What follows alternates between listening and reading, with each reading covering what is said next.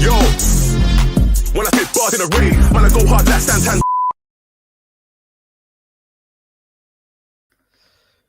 Welcome, and a very good evening on behalf of the new Spurs Order on the Touchline Fracker banner. Apologies to people who thought we might do a recording or a stream last night. We did actually go to, and then we just postponed it because we felt like it. I'll be your host tonight, X-Pac, and I'm joined by a star-studded cast tonight. Starting with my co-host Asa. Welcome back. What's up, y'all? Happy to be here as the American cousin of the new Spurs Order. I still need to figure out exactly who in the NSO I would be. It would be like a guy who wasn't really part of it, but was in like New Japan. So I'll figure that out eventually. Of course, we'll find one for sure. And we've got the comeback of Randy Savage, aka Macho Man, aka the guy who's behind most of our tweets. How you doing, man? I'm good, man. It's good to be back. Good to be back. Obviously, it was a great win. You know, the blood of my enemies never tasted so sweet. So I'm just here to just slap some heads, man. Just here to slap some heads. And last but not least, we got Sting, aka Blacklisted Jack. How you doing, man?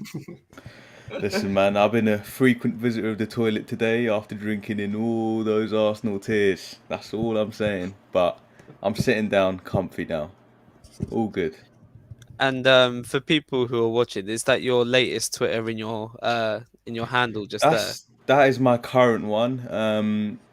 I mean, we should put bets on when it will be blocked, when Twitter will decide to suspend me and take the mick again. But well, God willing, it'll be the next time Arsenal make Champions League, which hasn't been for the last 5 years, won't be for the next 5 years. So 2 minutes in, Asa. I mean, I'm in a good mood. I'm in a good mood today. You sure are. So yeah. Well, let's get into it. And I guess we might as well start with you then. So obviously going into the game, we saw the lineup. We saw obviously Romero wasn't starting. What were your feelings going into it? Were you still quite confident, considering we had to win? So what I thought going in before Romero went down, I want to sort of go through my whole thought process here. Before Romero went down, I was like, this is cake. This is easy. Because I figured Ben White wasn't going to play, which he didn't. And I know that the rest of that defense is trash. I mean, the rest of that team is trash, but specifically, that the Arsenal central defense. So I was like, it's not a problem. When I saw Saka was starting and I saw Romero was out, I got a little bit nervous. I'm not gonna lie. I think I said in the Discord, which everybody should subscribe to, but I think I said in the Discord, like huge blow. But as we got closer to kick and I started really thinking about it, I thought to myself, you know what? Sanchez gets a lot of crap from us, rightfully so.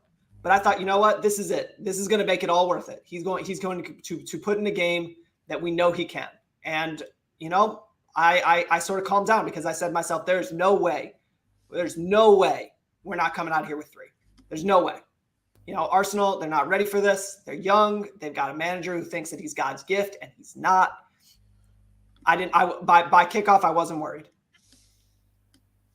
Yeah, fair play. I hear what you're saying on the manager. I'm sure there's a couple of centre-backs around which are jealous of his hair.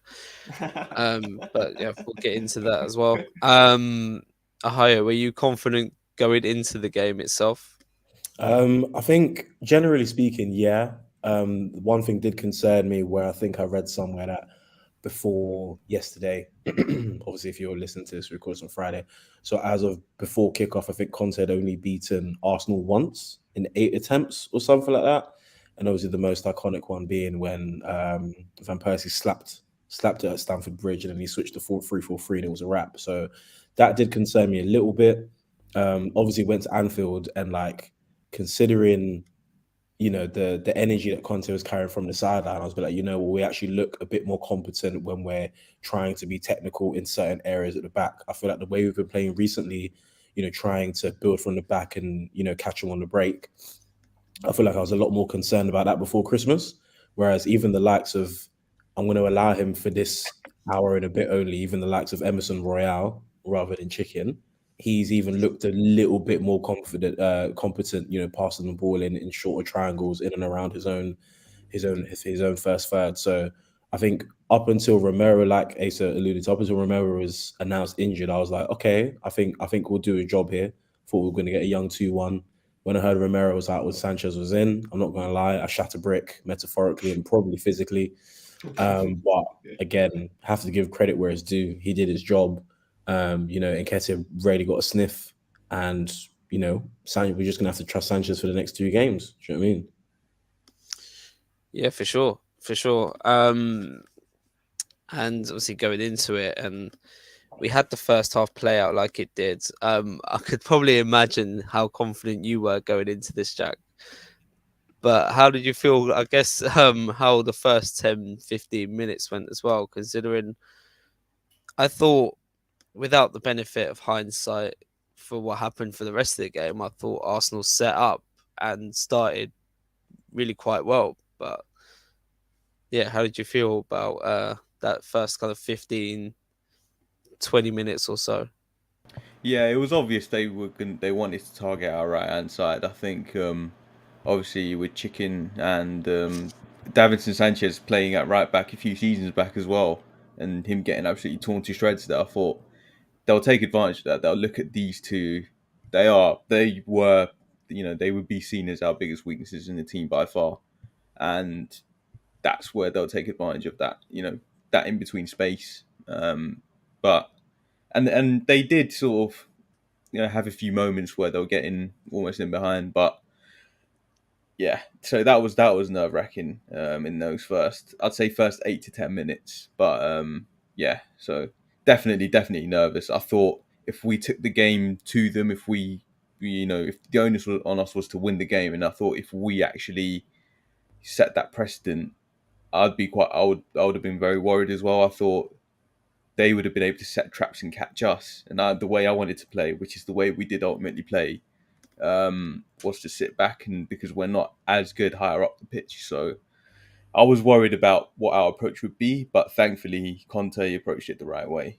And yeah, the rest is sort of history.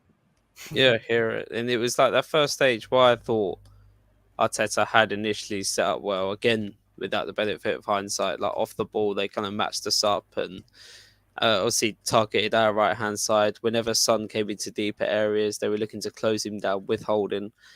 And obviously there was a few hairy moments for us at the start. Obviously, Davinson Sanchez, the fans got onto him and he lost the ball quite early, and then Tomiyasu lost the ball quite cheaply. Gabriel did. I think Nketiah gave a loose back heel to someone as well, and we got playing from there. But I thought what alleviated the pressure was obviously Holding was the one who was designated to come out and clamp Son.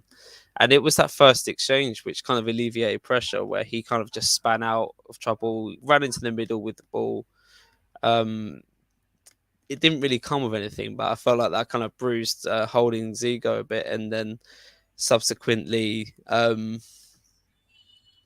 we ended up having like a few pay-per-view matches leading up to, I guess, his first yellow card. I mean, I think with Holden, I think part of Holden, I think part of that was definitely under instruction. I know there's been incidences in the past few seasons where people have got Sons back up, and obviously there was the red against Crystal Palace, and I know there's a bit of I know a lot of rival fans like to say Son's nice guy image is shit, and it's like, well, if you continually rouse someone up, they're gonna snap. Like, what do you think? Because he's South Korean, he's just gonna smile all the time? Like, what's wrong with you? Do you know what I mean? But yeah, like I think, what was it? I saw Rob Holding had one of those games against Diego Costa, like 5-6 years ago. And it's like, look, if you're going to do that to Diego Costa relishes that. So it's going to be a back and forth. And if you win, you win. Do you know what I mean? But, just because it's Son, just because it's North London derby, just because you got a new hairline, respect to Owen.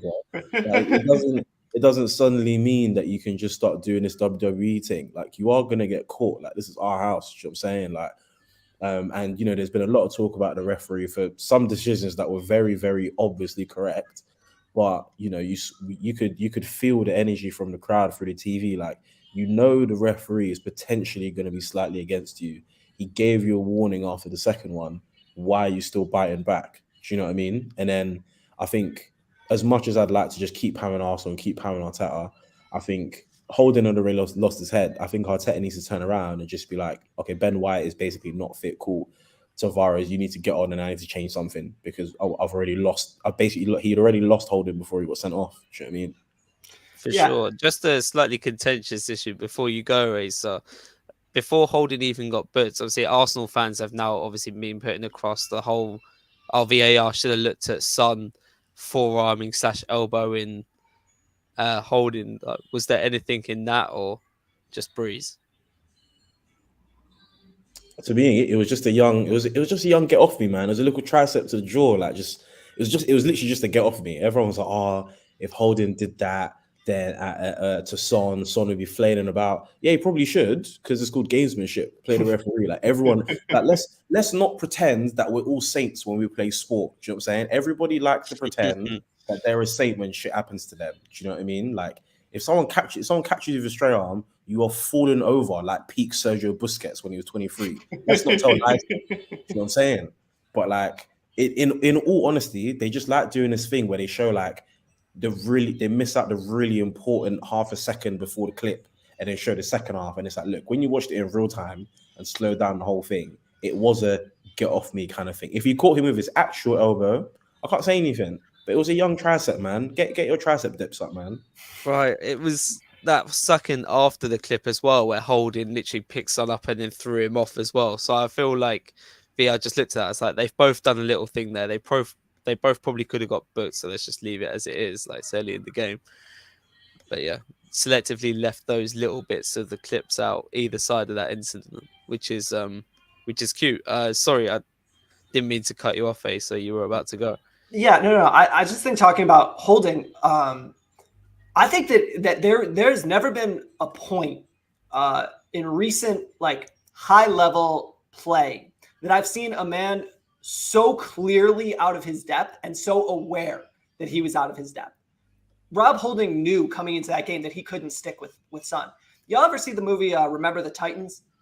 And I'm going to make some American reference here, so I apologize, but there's a point in which Ryan Gosling's character says, I can't stick with him. I can't do it. And then they pulled him out of the game. And that's what Rob Holding was looking at. He looked at Son and said, I can't hang with him. I'm not fast enough. I'm not good enough. My hair is too heavy. It's not natural. I can't do it. I can't do it. And from the jump, I mean, it was from the jump. He had his hands out. He thought he was going to bully Sonny. And the thing is about Sonny is that, like, he can't really be bullied because he's faster than you. He's not going to like stop and try to fist fight with you. He's not a bruiser. He's just going to outrun you. And there's nothing that Rob Holding can do in God's green earth to keep up with him. So what did he try to do? He tried to muck about, get into a fight, blah, blah, blah, and he lost. I have no sympathy for him. For all the Arsenal fans out there, Sonny punched him in the face. Play stupid games, win stupid prizes. That's what Rob Holding learned this weekend, or during the week. If you play stupid games, you will win stupid prizes. You tried to get into a fight with Sonny at White Hart Lane. What did you think was going to happen? You thought Sonny was going to get sent off? Come on. Heavy is the head that wears the crown, isn't it? Like, you just got to be ready for it. So, like, it just is what it is. And like everybody's saying, like, oh, the penalty wasn't real, the red card wasn't real. What did you think was going to happen? Like. Do you think that this was going to go your way? Don't play 50-50 in places where you're not going to win 50-50. Rob Holding had to know coming in, I can't stick with Son. Play off him. Make Sonny and Kane and Kulusevski string together 4 or 5 passes. They can do it. Make them do it 5, 6, 7 times in a row. But playing up on him, letting him spin off you, getting into fights, it's not going to work. So like I have no sympathy for this idea that like, oh well Sonny was jostling too. Nah. If you play like an idiot and you get sent off, I'm not going to feel bad. That's my feelings on Rob Holding and his stupid hair. And also, I'll have some advice for him on the hair. And sorry, Joe, I was just going to come to you as well with with the penalty incident as well. I mean, yeah, Contentious, but it ain't contentious. That's a foul.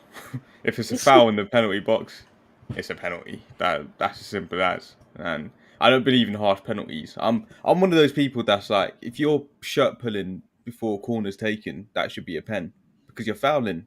You're fouling at the end of the day. So listen, Arsenal fans will do that. You know, they'll imitate the Jose Mourinho in All or Nothing. There, you know, chatting shit about all this referee nonsense. Listen, I can imagine it. Touchy Gooners right now, just going, yeah, whatever.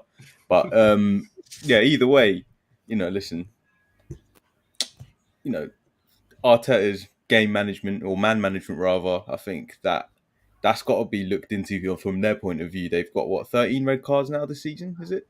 And also when Holding was already on yellow, he was, you know, there were moments when he was by the touchline, and Arteta could have just, you know, given him a little warning to, you know, just say calm down, you know, just take it a little easy. Don't think that happened. I'm not sure. I can't say. I wasn't there, but that could have been, you know, better managed. But I'm not complaining, so just leave it at that. And it is on Arteta, right? Like Arteta told Holding to play like that. So, you know, like you saw it later in the game when they were playing off. They were like, Arteta was like, no, come up. Why? Why would you come up? Why would you play a high line against Spurs in this type of game? You're not Liverpool. There's no Virgil van Dijk there. It's like that what's it, the Big Shack meme. He's like, you ain't got the facilities for that big man. There was no facilities. You can never make it. He's not Sergio Ramos. He's not Roy Keane. Yeah, you know. He's not that guy. Shit has a reason. Some people's DNA. Hair loss is only in his DNA. That's what I'm saying. So. I'm just gonna swerve the strays slightly, but luckily I'm on the winning side, so I won't hit by them too much. And obviously, the second yellow wasn't contentious at all. There was a mixture of a bit of MMA in there. Could have been a straight red, to be honest. And then it's good that we touched upon Arteta's game management there, because there was a little bit of like jostling around after Rob Holding got sent off. No one got taken off, and you'd think, okay, if you're going to change shape, bring on Tavares perhaps, and then move Tomiyasu centre back. Do what you have to do to obviously get the defensive numbers back up and take off Nketiah, who would have been probably the most likely to come off at that point. But he didn't really do anything, delegated for a bit longer, and then lo and behold, we got the set piece. Bentancur flicks it on, and at the back post, Nketiah just gets swallowed by Harry Kane. Pause. Big pause. Big, massive pause. This is late at night. This is the late show.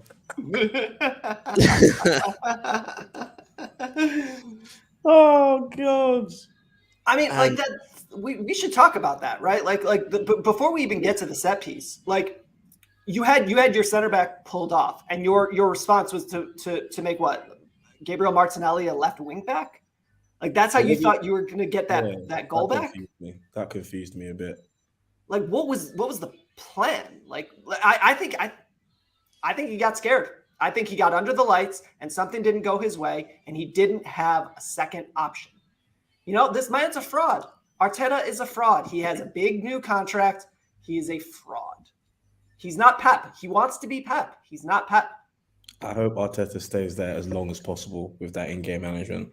When I saw Martinelli left back, I was like, does no one else remember when Poch started Son at left back against Chelsea that time? It doesn't work. It doesn't work like at all. Do you know what I mean? And to be honest, when was the last time we scored from a corner? Genuine question. Leicester. Before that, don't know. Exactly. Yeah, like I was ready. Like if you let us score from a corner, you got problems. Yeah, I mean it's and it wasn't even like it shouldn't have happened, right? Like we can talk about Nketiah, but like why isn't Nketiah in that? What's up, Tubbs? We can't hear Tubbs. Brother.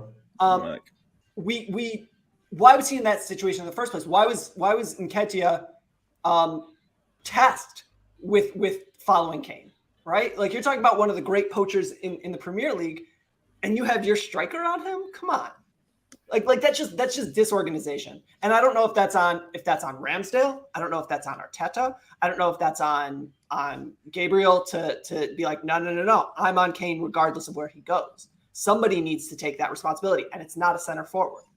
So that's on Arteta too. Can we touch on Nketiah's dive? Because I know you know Holloway FC, yeah. You know what they're like, yeah. Their fans, they'll cry and cry and cry till the cows come home, yeah. About anyone diving, especially us, especially Harry Kane. You know, they'll go on and on and on. The amount of energy I see towards him, mate. You could I don't know. You could power the whole fucking city of Liverpool or some shit with that, yeah. All I'm saying is, Nketiah, it was a blatant dive. So it was. If you're going to do it as well, at least be somewhat convinced. At least be quite good at it, You know, Kane does it with me, and he does it quite well. And that's the aim. That's the aim of the game. You know, shithousery, the dark arts. That's what you got to do. Go on. No, go on. No, sorry, just one last thing. Ain't got the facilities for that. It's not ready. I'm not gonna lie, like, I'm all for diving. I'm all for shithousery. I'm all for time wasting. I'm all for conning the ref. Like, I love all of it. Just be good at it. Like, Kane is very good at making it. Not only is Kane good at it, he's good at making it look like someone else's fault. Like, you have to practice being good at these things. Like, Steven Gerrard dived in Istanbul in 2004 and won the Champions League because of it, and nobody minds. Like, it's okay. Like, Robert Pires, one of the best in the game at it. It's okay to admit these things. Jose Reyes, RIP, you know what I'm saying? But he was also very good at it. Like, it's okay to admit your players dive, bro. Just Nketiah, just holler at Tom Daly for that, because that was terrible. Yeah, like it's not offensive that he tried to dive. It's offensive that he was so bad at it. Like, come on. Like, have some pride in your craft. You think Eric Lamela shithouses just like for fun? No, he takes his time, he practices it, he knows what he's doing, and then he goes out. Like, don't bring your practice out to White Hart Lane. You know, you gotta try that in training. You gotta work that through. You know, don't bring that to us on under the lights. Come on, it's disrespectful. Thankfully, he's not doing that at White Hart Lane anymore. Honestly. So welcome Goldberg. Obviously, we've just picked up where we've just gone into halftime, 2-0 up. Talking about Nketiah's shameless dive, but coming back to, I guess, what I want to hear from you is obviously you were at the game, and the atmosphere sounded pretty insane. Mental. Talk to me, man. Like, it was mental, man. Mental atmosphere. Like, it was, because Sai mentioned it beforehand, before the actual game took place in the chat. Because I think I was like, because the tifos we hadn't had that since the Man City league game at the start of the season, and then prior to that we hadn't had it since we played Man City in the Champions League, and we were discussing in the chat yesterday how we need to try and generate an atmosphere similar to what we had in Man City in the Champions League. And the atmosphere that we saw yesterday was unbelievable. Like, the noise was just picking up pace, even outside the ground. Like, the noise was picking up pace. And then when you got inside the ground, before people even got their seats, there was so much noise in each of the stands. So you lot have obviously been to the South Stand in the New Stand. Well, maybe not ASA, but in the South Stand, you know how it can get packed, and the noise as you step into the South Stand, even just to get a beer or whatever, it was deafening. And then it translated onto the pitch, man. It was brilliant. Like, people sometimes like question, oh yeah, like fans. We've had this conversation with the touchline community about like the importance of fans. Some people see the importance, some people don't see the importance. Yesterday was living proof of the importance, because that atmosphere was a joke. It gave our players a lift, and I think on the flip side, it made the game so hostile for Arsenal. Like, their players weren't really settled, and one or two of them lost their heads. They lost their heads. So yeah, the atmosphere was fantastic yesterday. It's the best I've seen since that Champions League win against Man City, and long may it continue, man, because we're going to need something similar like that to get the team over the line against Burnley. Yeah, for sure. And just before we move on to the second half, which probably doesn't even need that much, if any, deep analysis, like what was your kind of take on a few of the first half incidents? Obviously, Arsenal fans thought that some VAR incident should have been looked at. They're debating the penalty, and the general performance, man. Like, how was it in the stadium? General performance, I think we played good. I don't think we were like 5-star quality. I mean, there were some players who were really, really good, but I don't think it was like a 5-star performance from Spurs. We didn't need to play at a 5-star level because we went 1-0 up deservedly, and Arsenal, they lost their heads, and we just managed the game well after that. So, but I think in terms of the decisions as well, like I don't know what the Arsenal fans are bitching about. Like the penalty was a penalty. Rob Holding, bruv. If anything, he got his red card too late. Like he fouled Son like 3 times in the space of like 15, 16 minutes. Bad fouls as well. And there was even one where like he's got up and he's booted Son in the ribs, and no one said anything about that. But you want me to talk about Son brushing his face with an elbow, basically like a petulant, like get off me, because the guy's still gripsing up Son. Now I'm not having it, man. He got a yellow card for literally assaulting Son with an elbow. He got a yellow card for that. So if you want to talk about Son's sort of lash out at Holding, then fine, yeah, give it a yellow card based on of how yesterday was referee. He wouldn't have been sent off. But you can't talk to me about the penalty. It was a Stonewall penalty. They had a penalty similar a couple weeks back against Man United when Telles pushed Saka, and then the red card was a red card. It should have been a straight red, but it wasn't. So they gave a yellow. So it's the second yellow. He lost his head. Done. What's there to complain about? Spurs won fair and square. We won fair and square. The funniest thing has been on the timeline since it's Arsenal conspiracy. The Premier League wanted the top 4 to go down to the wire. They wanted main event top 4 in relegation to go to the last day. Listen, you're not that big time for the Prem to be like, yeah, we're gonna have a fuck over Arsenal this time. What? They don't care. They Like, don't care. This isn't peak Vince McMahon where you're orchestrating storylines. Like they don't care like that, bro. Like, do you know what I mean? Like, what are we talking about? And it's not like the Premier League is like, oh, we love Spurs. Like what is it? Like it's like your conspiracy theory is poked through by the idea that somehow Spurs are liked more by the people, whoever is in charge, than Arsenal, which makes no sense.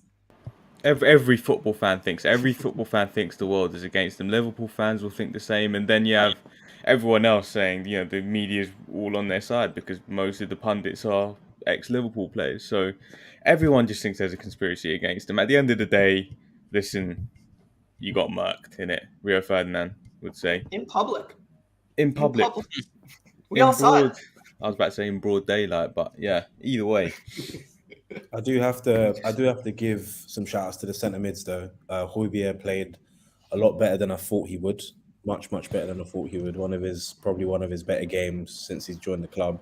And I think weirdly, my main concern, I know we're not touching on Anfield just yet, but I was a bit scared about Bentancur in the first half, only because the first half he had against Anfield is similar to some of the performances that used to get Ndombele cooked on the timeline, if not marginally worse, because I think I counted he tried to pass the ball 6 times and lost the ball 6 times in the first half. It was very, very scary. So I'm just when I just saw him having a very composed first half, like not trying to do too much, not doing too little, not losing the ball, I was like, okay, I'm very comfy with his performance thus far because he was absolutely mudded last week. Yeah. And I mean, part of that is Arsenal aren't Liverpool, right? Right. Like Bentancur, you know, he's at this level. You know, is he at the Liverpool Man City level? I don't know. Maybe not. But he can certainly take what Grant Xhaka. Come on. Like that's below his level. But I hear you. I think that coming off according to Arsenal fans. Yeah, there was definitely a worry with Benton Cook because we saw him at the City game, the United game, and the Liverpool game, and all three. I think he wasn't good. On City the ball, played well. City on the played ball at City, I don't think he was great. Off the ball, he was a lot better. But in all of those games on the ball, he was pretty. Was giving the ball away a lot. Or whether it was under pressure or not under pressure, but credit to him this game, big game. Turned it on, industrious, but also very composed in that midfield. And I don't want to. I'm not going to compare it to Musa Dembele. All the very different type of players, but he did. There were moments where he, when he was carrying that ball, it was reminiscent of that. Which is good to see that you have a player that can do it in spurts. Not obviously never as much as Musa Dembele, but yeah. I remember that in the first half, even before the red. I think it was who was it that tried to foul him, get the ball first. He just burst past him, him, running at them. And I think the final ball wasn't the best, but yeah, man. He had a good game. They will talk about we played with 10 men, but listen, our midfielders set the tone from minute one. I think with their performance, the same performance that we saw. If anything, they probably took their foot off the gas a little bit because it was so comfortable. But in the first half, before the red card, they were doing all the things we wanted on the ball and all the things we wanted off the ball. So can't really complain. Yeah, I mean, I thought Højbjerg defensively was everything that he, this year I've said what I've needed to say about Højbjerg this year. I think that he doesn't have the legs, but what he was doing last year, the way that he was just sort of cleaning up messes, he was doing a lot of that. Yesterday. Yeah. I think that there's credit. Yeah, I think there's a lot of credit to be had there. Off the ball, they were really good yesterday. With Højbjerg, I think gradually, because I've been kind of personally been putting a bit of a cam on Højbjerg. I was criticizing him a lot, like other fans were as well. And I think my main criticism with him was when he was talking himself up to be this leader, to be someone who's even motivated by even like a cooking lady being in charge, etc. But when he was on the pitch, when we were on the ball, he would hide. He would play people in absolute no-go positions. And he's just gradually just started to get better and better. Part of it may have been fatigue, maybe not. But he's actually starting to not play like, for lack of a better word, a coward, which he was. But he was self-proclaiming to be that kind of, that Viking, that leader. And now he's actually been showing it more and more. And I've even like had some of his biggest criticizers on here just like, look, does he deserve more flowers? And they'll be like, do you know what? Okay, yeah, he's been playing well. And he's continued it, so fair play. Bentancur, on paper, even without the 10-man tax, with Partey being injured, he was the best midfielder on the pitch. So if he performed to a level we knew he would, then we would have some kind of a foothold in there. Gojit has commented, Højbjerg has actually been a beneficiary of Bentancur coming in. Yes. Also true. It's weird. It's weird. I think Bentancur shows for the ball all the time. So yeah, and I think as well. I think it's nuts. I think in recent weeks, Højbjerg's played better than Bentancur. I look at Liverpool; he was by far and away the better midfielder of the two. I look at some of the other, even the games we've lost. When we lost to Brighton and we drew to Brentford, I felt Højbjerg was better than Bentancur both those games. I felt he's actually, truth be told, I think he's been playing well for months. I've said it in the new Spurs Order chat a couple of times. When are we actually going to start admitting it? Like, he's actually playing well, and he's built up a good partnership with Bentancur. So it's good, man. It's good. It's what we want. It's what we want to see. And the fact that we've got Skip to come back from injury as well to add competition. Whereas before it was like, oh, please, we can only play these two midfielders. It's good that these players are stepping up now because it means that there's more competition in a good way for Spurs. And then if we all get what we want, which is another midfielder, then it puts us in even a better position next season. So it's good to see, man. It's good to see. It's funny how you have Højbjerg who's improved, but certain midfielders still shit. So boy. That man's still in the dumps. When was the last time he had a shit game?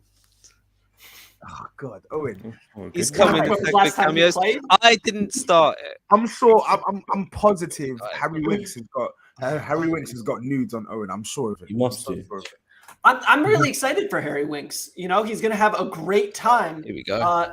next Yeah. year for Norwich Everton. in the championship. Yeah.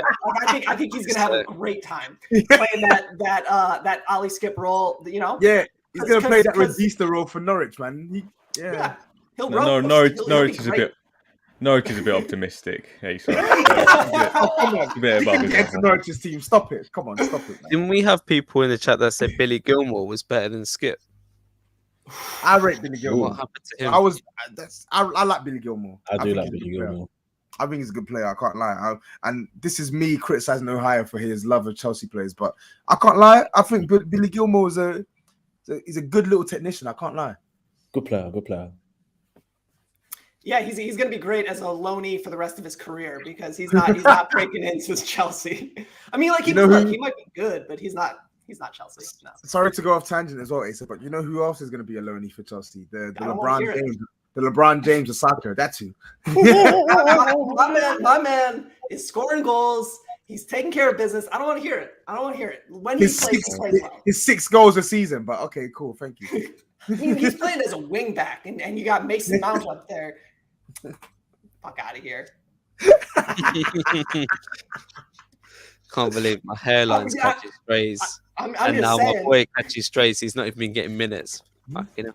Created Get the best excited chance when- against Liverpool as well, by the way, which Højbjerg fucked up. But, you know, Winks can still catch strays. That's fine. That's fine. That's fine. We'll just ignore that. Okay, moving on. Just to the end, I guess, like the last bit, the second half.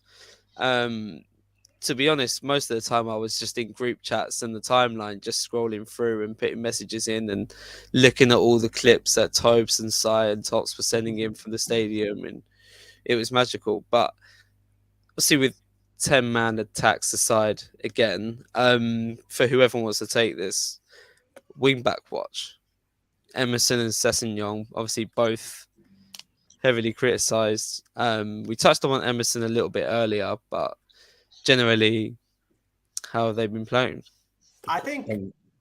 Go on, Lisa. Yeah. I think it's time to reevaluate Sess. I think it's time. I think that he's put in two. You know, there's a lot of hate. Is that the standard? Okay. 2 good performances back to back. 2 good performances in a row. Reevaluation. Is it only 2? I'm talking about reevaluation. He's had more than of 2 who good he is. performances this season, but I'm saying it's the standard that It's you 2 put in a row. 2 back to back, and then you I'm reevaluate. saying we need to reevaluate what he is, right? So I think that like for a long time there was this idea that he was just like hyper attacking. You know, he's going to be helpful in the attack. I don't know that he's that guy. I think that he can be a good defender.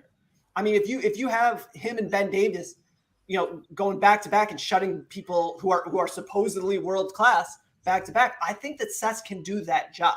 I don't know that he is ever going to be a super positive, helpful attacking wingback. I don't know that he will be there.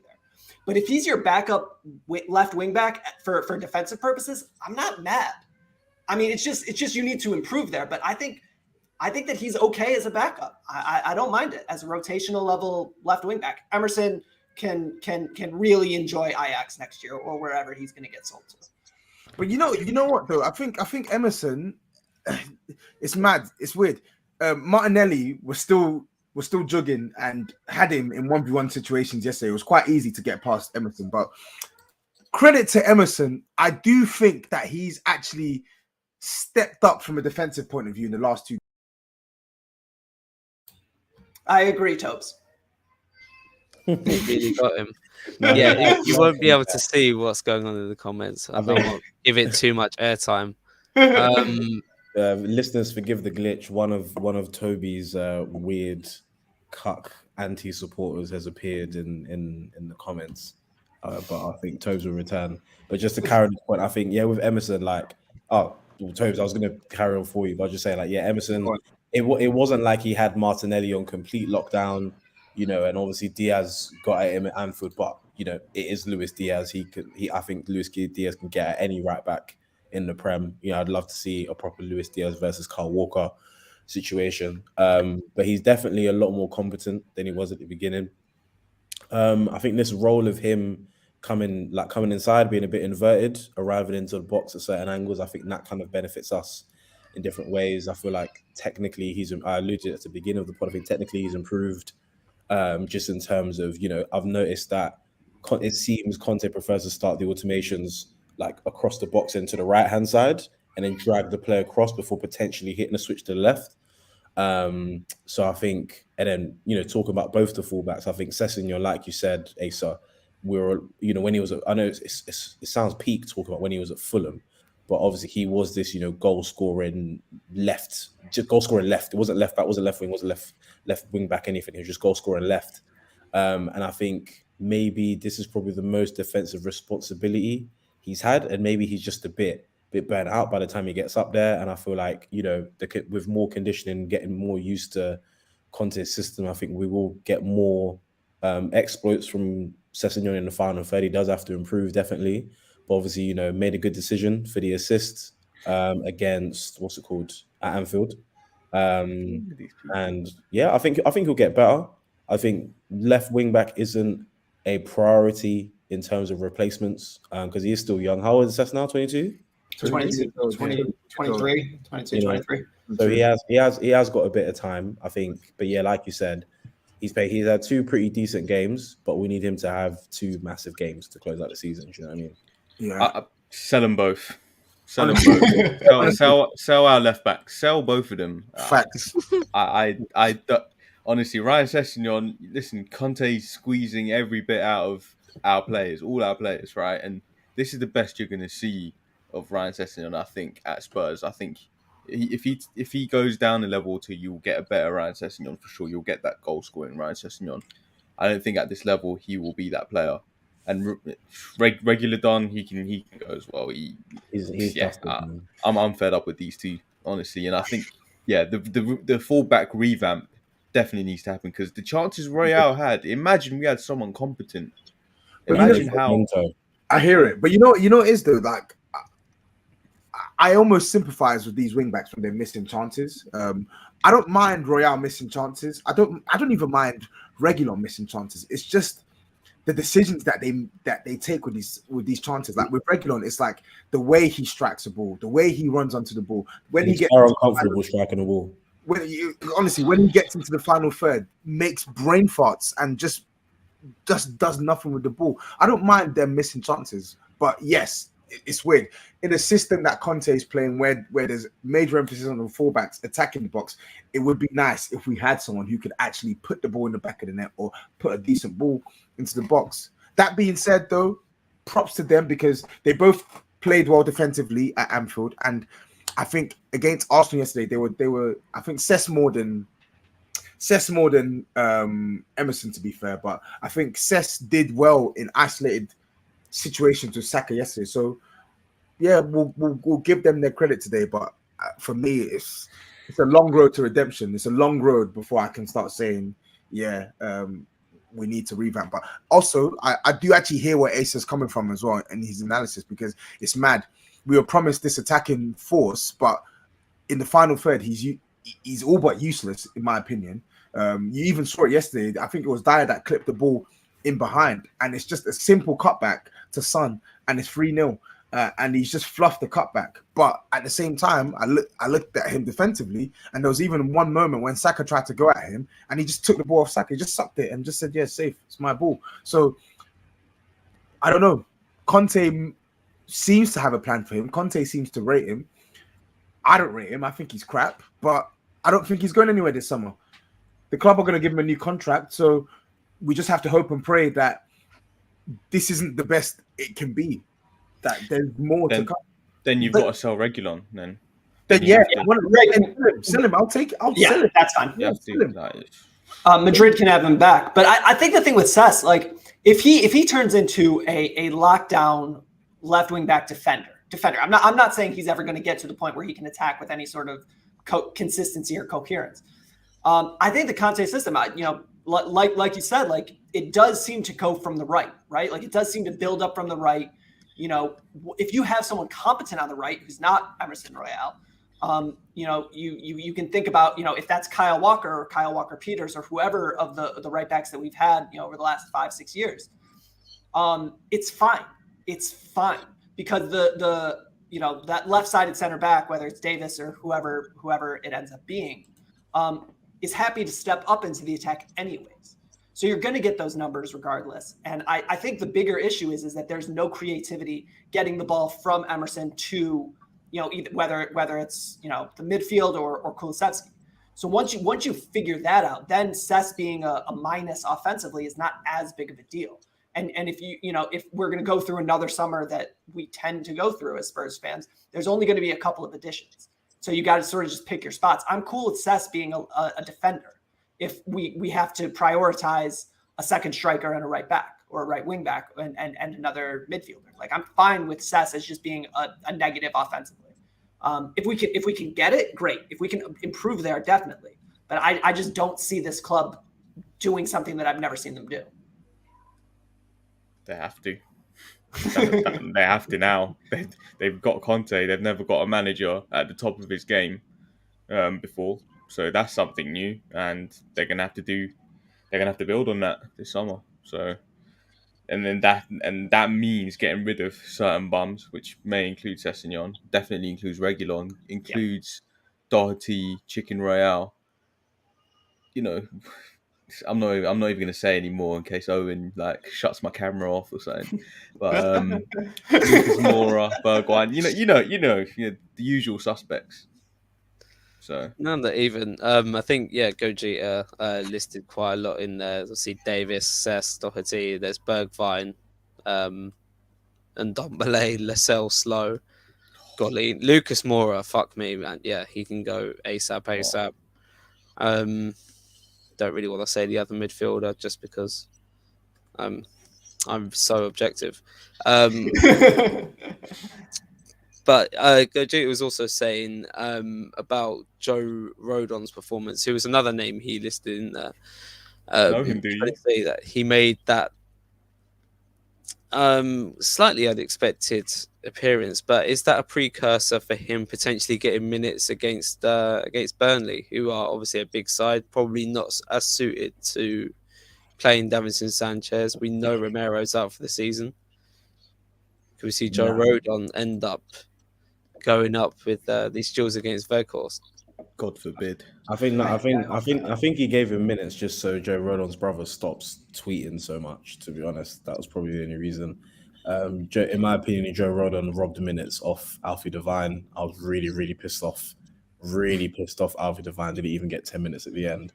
But maybe it was just, I can't even say shop window. I think it was just to remind teams like, someone take this guy off so we can give our 14 shirt to someone else next season. Like, we do have a centre back you guys can buy it. It's not just Cameron Carter-Vickers that needs to get out of here. Do you know what I mean? So yeah, I mean, how many Premier appearances is that for Rodon now? Has he hit 10 yet? Total across 2 years? I was going to say like 6. Boy, I mean, good luck to him. Maybe that's a young bonus for him. Maybe Swansea get like an extra 500k for like 6 appearances or something. I don't know, but yeah, Rodon I actually feel a bit sorry for Rodon, man. I think he was brought under false pretenses. I think he was sold a dream. I think part of it, he definitely thought, yeah, I'm gonna get my money up, live that London life, get some babes during the lockdown, and I'm sure he's enjoyed himself off the pitch. I'm sure his brother has as well. But I know there's I said not everyone's like you, mate. Wow. Wow. But yeah, he's enjoyed himself. It's time. Just go back to playing football, man. Go back to playing football. And I think the thing with Rodon, he's one of the guys who needs to go. Just he's just not at this level. And talking about what was he sold? What was he told coming in? I mean, if I remember correctly, we were dealing with a massive string of center back injuries. And you just needed depth. So, I mean, if he looked at the squad and looked at who was hurt and who wasn't, and they were so excited to bring him in, I mean, that's on him and that's on his agent. He wanted a payday. That's fine. I'm never going to get mad at someone for getting the bag. But, you look at yourself and say like, oh, I'm going to play myself in. Like, I appreciate the self-confidence, but I don't. I just think, to be honest, I think the club forced him upon Jose Mourinho personally. Jose wanted Ruben Diaz and Skriniar, and he got Joe Rodon. That's crazy. So it's just Tottenham being Tottenham, really. No diss against Rodon. I think obviously Jack doesn't agree. Ohio maybe doesn't agree, but I think Rodon can go to another Premier League club and he'll be fairly successful, in my opinion, relative to that club's level. Of course, I don't mean like trophies or anything, but yeah, I just don't really see where the path is for him here at Spurs.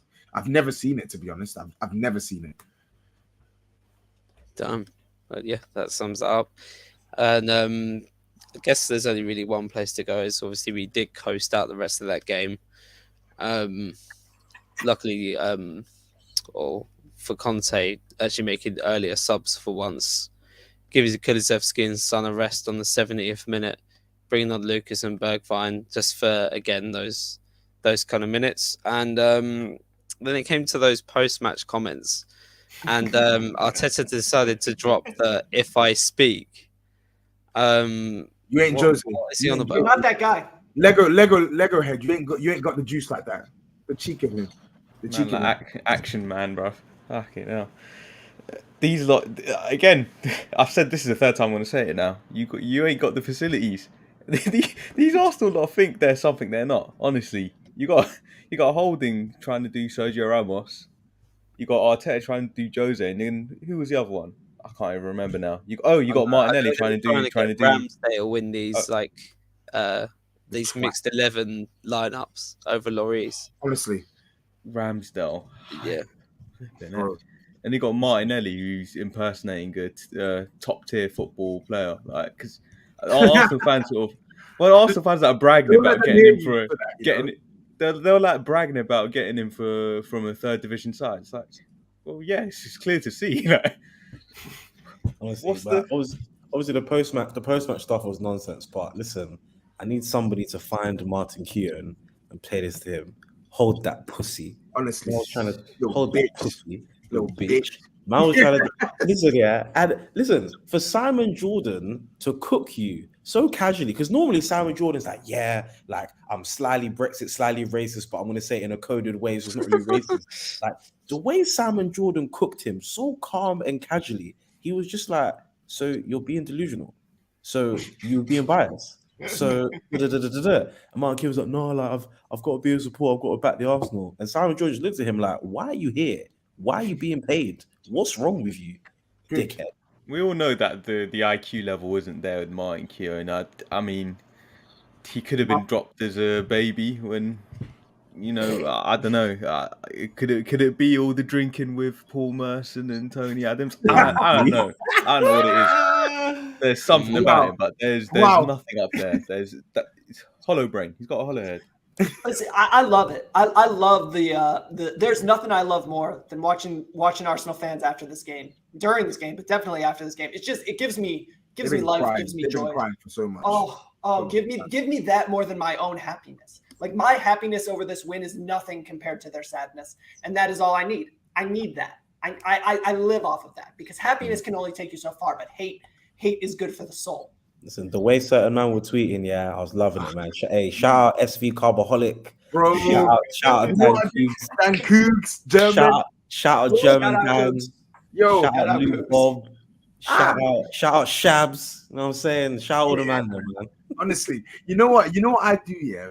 Because, bro, if there's one thing I love, it's vengeance, yeah. And I love a cold plate of vengeance served to my enemies, to my ups. I bookmark shit. I bookmark so many things. I star chats. And yesterday, you know what I was doing? You know what I was doing at 12 midnight after I watched all the videos, after I ate my food? I was going through saying, yeah? Question mark, yeah? Got this, yeah? And I did some more this morning. Fucking hold that, man. It's so delicious. It's delicious. And I want to give a shout out to the Touchy Gooners for making sure to send me that video of me saying that Arsenal are not making top four. I'm going to put 10 toes on the ground to say it again. Not making top four. See y'all in the Europa League. My regards to Manchester United. You know what my favorite bit about yesterday was? Yeah. My favorite bit about yesterday was German Dan saying, I want to dance like this from me. What did he tweet? Something like that? He wants to dance like he hopes Arsenal will make him dance like this. Yeah, you weren't dancing like that at the end, were you, pussy? We used the home video against you, pussy. Yeah, hold that, man. Hold that. Oh god. It's beautiful. It's beautiful. I just kept thinking after that game, the Steph Curry, the 1, 2, 3, hold it. Literally, every single one. Every single one. But see, I wanted 5. I'll be honest. After that I third wanted goal, 4 or 5. Yeah, we should have given him. Yeah, and you know what I loved is Sonny when he came off, he was pissed because he was like, no, drop 5 on their heads. End this. Salt the earth. That's what I wanted. But I'll take 3. I like seeing that Son sort of. I like that sort of thing. Those little moments where they're fuming that they're being taken off. I want that in all my players. He wants the golden boot, man, and I respect it. But he wants the top 4 more than he wants the golden boot. So But yeah, you should get if he both. channels that energy into Burnley now, then more power to him and Conte for hauling him off at that time. So fair play. And he scored. He scored in these last 2 home matches against Burnley as well. So good omen. So is Harry Kane. Exactly. 1-0 Burnley then. Why would you say that, Jack? It would be very us. You should have mentioned those stats, man. No, Ah. ask Jack. I've been fighting Jack and another mate of ours in a different chat. His name's Kyle. And I've been fighting them for weeks. I'm saying, guys, we're getting top 4. We're getting top 4. No, it's over. No, we're getting top 4. Positive affirmations. We are getting top 4. We're gonna get it, guys. Yeah, we're going to get it. Stop shaking your head, Jack. Because when I'm praying. happens, I'll pray. when it I'll happens, pray. I don't want you to then say, "Oh, I didn't expect it." Embrace it now. It's happening. Yeah. Listen, I'll pray in it. I'm facing the direction of Carbar. I can do it right now if I have to. I'll do it. But listen. It ain't in our hands. That's what I'm saying. I get why you're skeptical. I get it.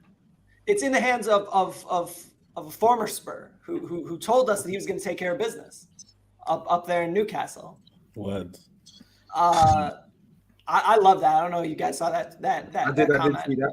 That was beautiful comment. He was like, well, got to take care of Spurs. And I was like, I knew I liked you. I knew I miss you, but I liked you. I need a Trippier winner, man. I need it. Oh. He owes us. I need a Trippier winner, bro. I've been expecting him to say that, considering he's been taking every opportunity to talk bad on Spurs. Word. Yeah. To talk ill of his time, even on throwing little shade on Pochettino as well, saying Simeone's like their best coach, whatever, by far. And then he's come out and said, "Yeah, of course I'm back in Tottenham." I'm just like, are you?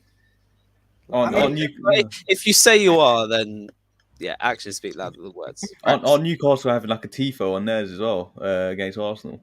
Are they? It's their last game of the season. Yeah, true as well. But yeah, hopefully they can cook up an atmosphere there. Gallagate end. Mate, I'm literally flying. I'm flying out. Like my plane leaves like 30 minutes after that game kicks off. So I'm really, really hoping that by the time I land, yeah, I just check my phone and I see that Arsenal have dropped points. That's what I'm praying for. And I think they will. That team's not built for this. They're not built for this. I think they'll get a point, and that's enough for me. I'll take that. Well, how many of them lot are out? Because we got Holding's not playing. Xhaka's out for the last 2 games, isn't he? I don't think he is. I've not seen that confirmed anyway. Gabriel might be. Ben White, I have no idea. Ben White. There's no way White can play. No, White will be back. White will be back. White will be like 50%. Okay. White won't be fit, but he'll play. He'll play. He'll be out. He'll be playing. Right, Chris Wood, man, I need you to. Chris Wood, a few barges. No. I'm not talking about scoring. I'm talking about injuring. Oh, that's fine. He's Wood by name, Wood by nature. That guy can't score for shit. But yeah, we need. That needed a big pause. What the hell? Yeah. Wood by nature. Jesus Christ. He's a plank of wood, alright. He's a 2x4. Just keep going. Just Right, keep going. stop digging yourself. See, I've got an innocent. hole, You know, I'm not as filthy minded as you lot. Do you know what I mean? Yeah, I think that Newcastle will take care of business. I think that Callum Wilson's going to come back, with force. He's back for that game, isn't it? Yeah. Yeah, and I think that they'll take care of business, and then go into next season. I mean, just talking on Newcastle, they'll go into next season. I think that they need to go into this summer with a little bit of good vibes, and I think that that's what they're looking for. And Arsenal, like I said, they're soft. They don't have the mental fortitude. They're not ready for this. They collapse. It's who they are. It's in their DNA. I mean, Newcastle haven't scored against Arsenal in the league since 2018, so they're due. That needs to change. That needs to change ASAP. Steve Bruce hype. Steve McLaren. Was it Benitez as well? Bit of Benitez. Probably a bit of Benitez as well. Either way, man, I need that shit to change as well. I need Trippier, slap bang onto the head of Callum Wilson. Boom. 1-0. Take it. Take it. I need St. Maximin to go up both those fullbacks as well. Tavares and Cedric playing. You're going to have one of the two. Just the ASM on there. Nuno Tavares. Flipping heck. Like that's what we're talking about here. They're going to drop points. I'm not concerned. Yeah, but we got to worry about ourselves. And I guess we got to move on to, a slight Burnley preview. I guess we're probably not expecting any changes to the lineup. Nope. We can't even change anything at wing back if we wanted to. Obviously, we rested the 2 10s. So I guess what are the score predictions going round? 2-0. Asa? 2-0. Sunday, 12 p.m. Just hope for a scrappy 1-0. A scrappy 1-0. I'll take it.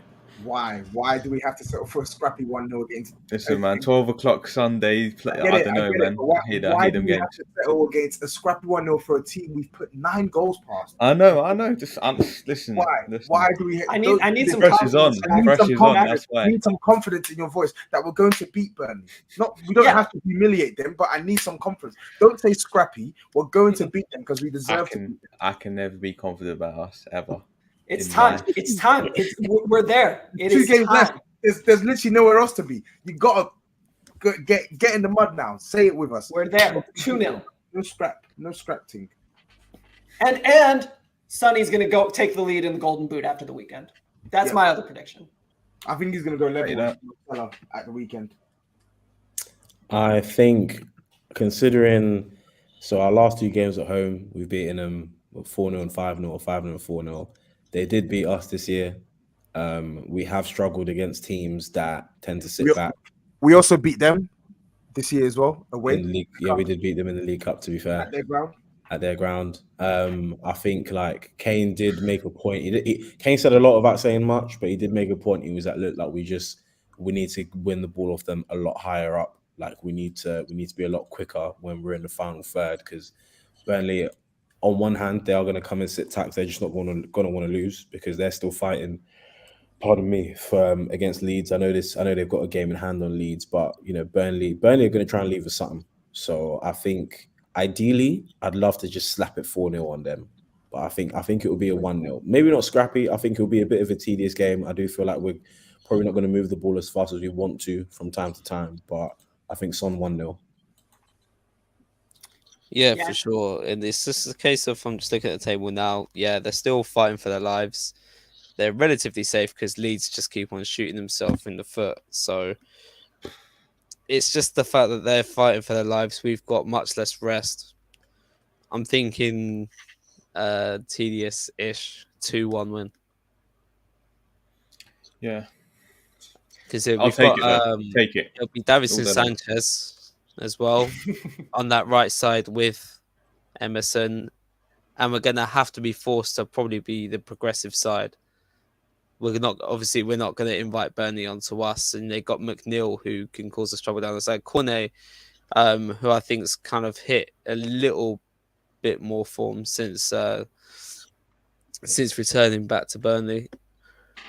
He's a threat. So good player. Yeah, it's going to be a hard watch, but I think we should really and truly get the job done. I think it'll be a sunny brace as well. Yeah, and we need to do Leeds a favor, because all of us over on this side of the world, we really need Leeds not to get relegated for obvious purposes. reasons. No shit, yeah. For brand purposes, it would really not be great. That's it, brand. It's not good for the brand if they get relegated. So we need to help Leeds out a little bit. Everton can stay up as well because they have some business with Arsenal. But Burnley needs to go down. I can't have another summer of Ted Lasso jokes. I can't do it. I don't need it. It's not good for me. So let's take care of it, Jesse. I need to watch that still. Sorry, so Owen, there's one comment that rattled me. AFTV said Saka, Eddie, and Martinelli are better than Kulu, Kane, and Son. At what? Yeah, Toby. Name did you names. hear them say this? Oh yeah, it was AFTV? Julian. It was Julian. He tried. So it wasn't AFTV. It was just one person, Julian. So Yeah. when we were talking about it, he tried to make a point for that front three, and it got shut down instantly. Like nobody, like Robbie even had to intervene and say, like, bro, you're literally just waffling here. So let's stop, because he's a lovely guy. Julian is a lovely guy. I got a lot of time for Julian, but his Arsenal points are like they go in one ear for me and they go out the other because they're just nonsensical at times. Another thing, sorry. If Dele Alli does us a favour next week, I will all the slander I've given him, all the slander I plan on giving him, I'll relinquish. I'll stop forever You and ever. start a Delhi fan account on Twitter. I'll start there. I'll listen. My Twitter just got suspended again. This current one. So if he does do that, I'll create a Delhi Stan account. I don't care. So your new one's been suspended. My new one's just been suspended now because I logged in on my PC, which has my IP address. Bro, Twitter, not letting you go. Nah. Elon, Papa Elon, we need it. What happened to this free speech, Elon? What's good? Yeah, honestly, man, this Elon Musk guy, he'll give Trump his account back for all the stuff he said, but for threatening Tottenham Hotspur, if you don't back Conte, I'll find you and I'll kill you. That gets me a permanent suspension. How does that make sense? EDL keep tweeting every day, non-stop. Yeah, and I'm getting banned for that. That's fair. We're gonna have to clip this and send it to Elon. That's fucking quality, so Elon Musk, help our boy out. If free speech means anything, and the First Amendment means anything in England, I'm aware, guys, it's a joke. If the First Amendment means anything in England, we got to get him back on the Twitter. Well, that I guess that wraps up our pod for this week. Again, thank you for everyone that's been watching tonight. We've got a fair few viewers tonight on our stream. We usually stream every Thursday. We've been postponing it for the last few Fridays. We'll be around. The audio form comes out on Saturdays. Catch us at New Spurs Order on Instagram. We've been putting out more and more content on there, at Twitter as well. And obviously, check out the main pod, which comes out on the Monday morning as well, because hopefully we'll be doing some more dunking. But yeah, I want to thank all of my co-hosts. I want to even thank begrudgingly this person who kept me sharp in the chat, had me on the block button furiously. Kept me on my toes at this late hour, so thank you. And again, to all my co-hosts, Goldberg, Asa, Macho Man, and of course at Realist NSO, aka Blacklisted Realist NSO. That account don't exist anymore now, as of the last few minutes. Made it almost an hour. That's pretty good. You see what I mean? On the stroke of midnight, they got him. Exactly. Yeah. On behalf of all of us, guys, peace.